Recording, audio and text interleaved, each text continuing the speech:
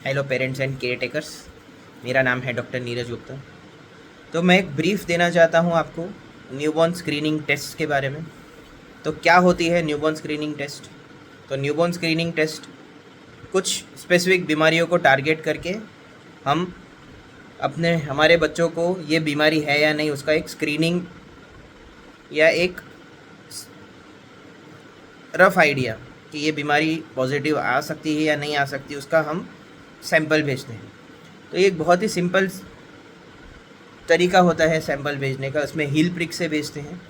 एक filter paper पे हम जो लैब रहती है, स्पेसिफिक लैब जो जेनेटिक्स टेस्ट करती है, वहाँ पे भेजते हैं।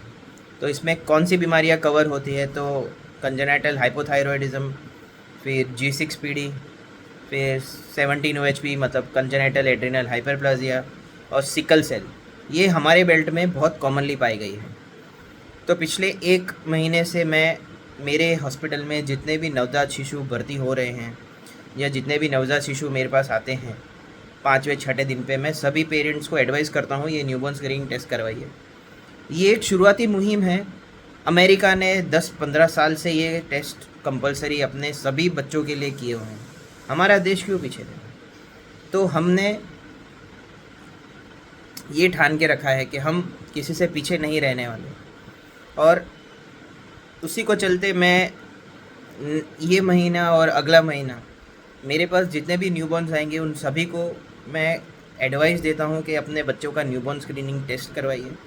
न्यूबॉर्न स्क्रीनिंग में अभी तक हमने जितने भी सैंपल्स भेजे हैं उसमें हमको बहुत सारे पेशेंट्स में रेयर डिसीज़ भी पाई है, बहुत सारे पेशेंट्स में हमको G6PD डेफिशिएंसी मिली है, बहुत सारे पेशेंट्स में सिकल की बीमारी हमको पता चली है।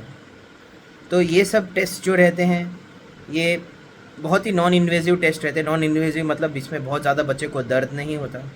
सिर्फ एक छोटा सा हील प्रिक से हम ब्लड सैंपल लेते हैं, सैंपल जाता है जो भी उसकी लैब है वहाँ पे, जनरली 7 से 10 दिन में इसका रिपोर्ट आ जाता है।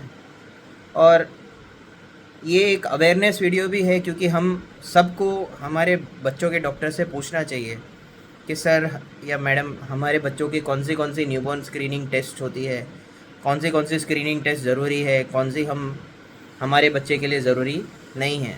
गवर्नमेंट ऑफ इंडिया ने कंपलसरी नहीं किया है, पर लेकिन उनकी गाइडलाइंस है जो कहती है कि ये सब टेस्ट करवाने चाहिए। और मेरा यही मानना है कि हम पिज़्ज़ा खाते हैं, बर्गर खाते हैं, तब हम सोचते नहीं हैं, पर जब हम ये टेस्ट के लिए एक्सपेंस करने के लिए सोचते हैं तो हमें लगता है अरे ये क्यों टेस्ट करवाना। पर हमें ये एक बैरियर जो है, ये बैरियर हटा के हमें हमारे बच्चों के बारे में सोचना चाहिए और ये न्यूबॉर्न स्क्रीनिंग टेस्ट का हमें अपनाना चाहिए ताकि हम किसी भी देश से पीछे ना रहे और हमारे बच्चे किसी भी बीमारी से पीड़ित हो और हमें पता ना हो, या कोई बीमारी हम मिस ना करें, तो हम सही समय पे सही इलाज बच्चे का शुरू कर पाएंगे। धन्यवाद।